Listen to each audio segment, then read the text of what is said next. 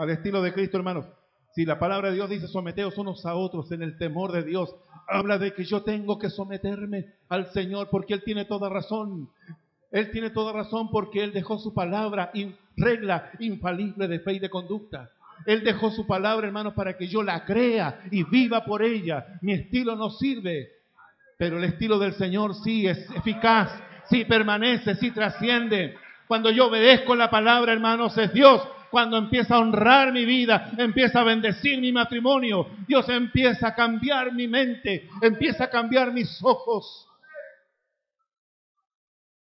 Dios empieza a poner un sentimiento que yo antes no había conocido. A mi esposa la conocí cuando ella tenía 13 años y yo 15 años. Estudiábamos, ella en las monjas y yo en los curas dentro de la misma manzana. Y un día en la esquina alguien nos presentó. Pololeamos 6 años.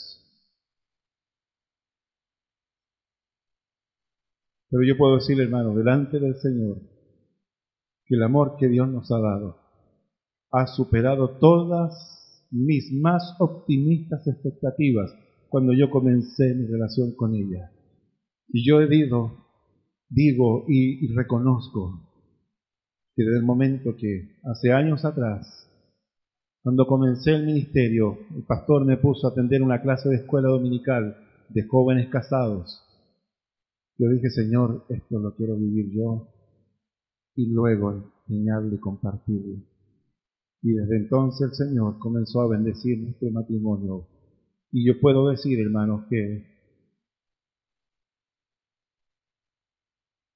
la calidad de vida matrimonial que tenemos es tan rica, tiene tanta riqueza, que me gustaría con todo mi corazón que sea la experiencia de cada uno de los que están aquí. Dios espera que nosotros seamos proveedores y que también edifiquemos nuestra familia y que también amemos a nuestra esposa, que también seamos responsables de la presencia de Dios en nuestro hogar. Y también Dios espera que nosotros seamos intercesores e intercedamos por nuestra familia siempre. Santiago capítulo 4, versículo 7.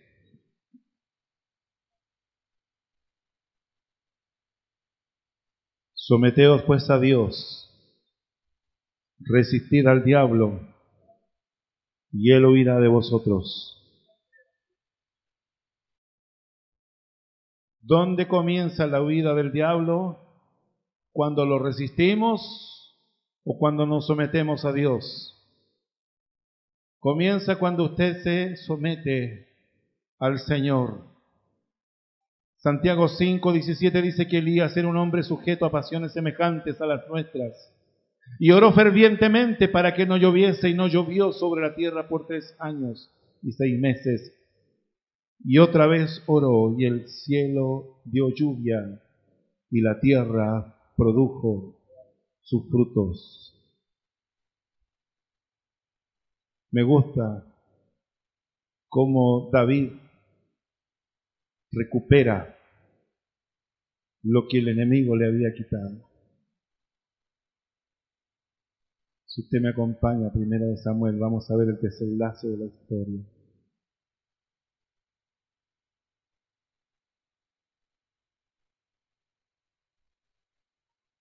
Dice,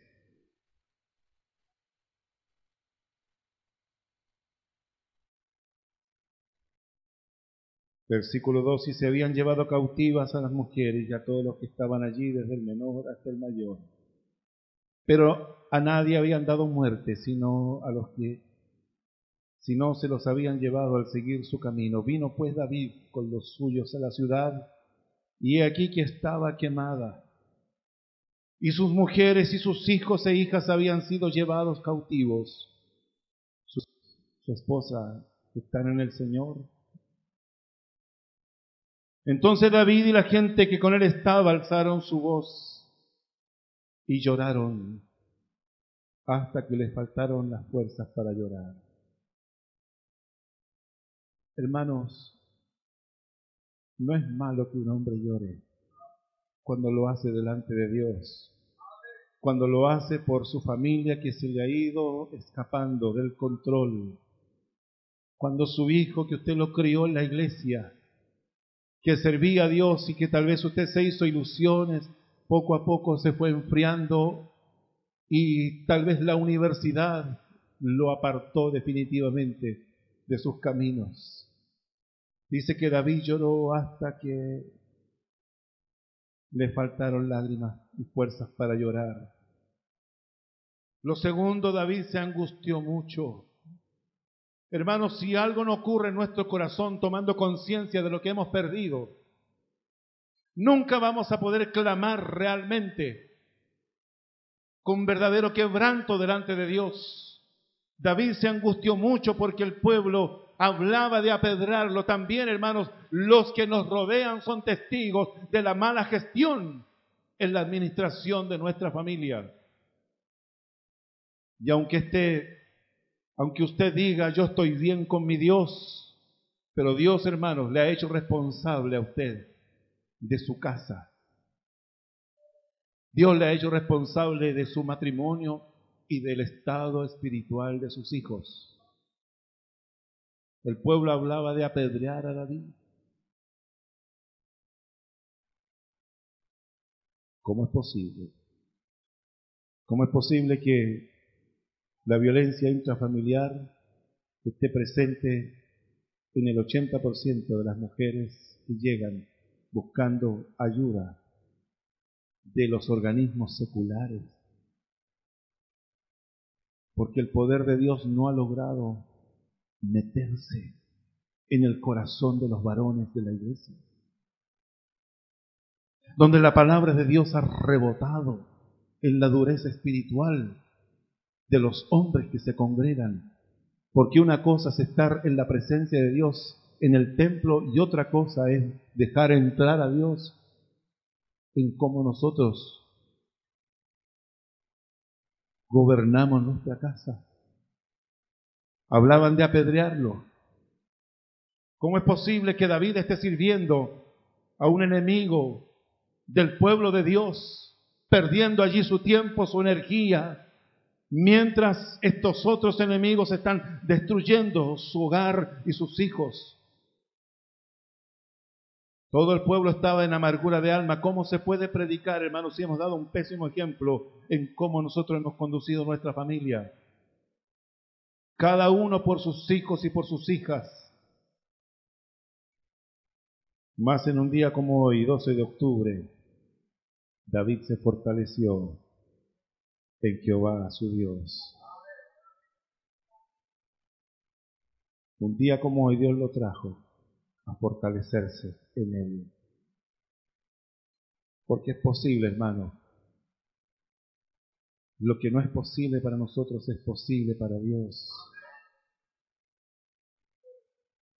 Y dice el versículo 8, y David consultó a Jehová, diciendo, perseguiré a estos merodeadores, los podré alcanzar. Y él les dijo, síguelos, porque ciertamente los alcanzarás y de cierto librarás a los cautivos. Hermanos, tal vez usted esté pensando que mientras escucha esta exposición, que tal vez no hay remedio, no hay solución.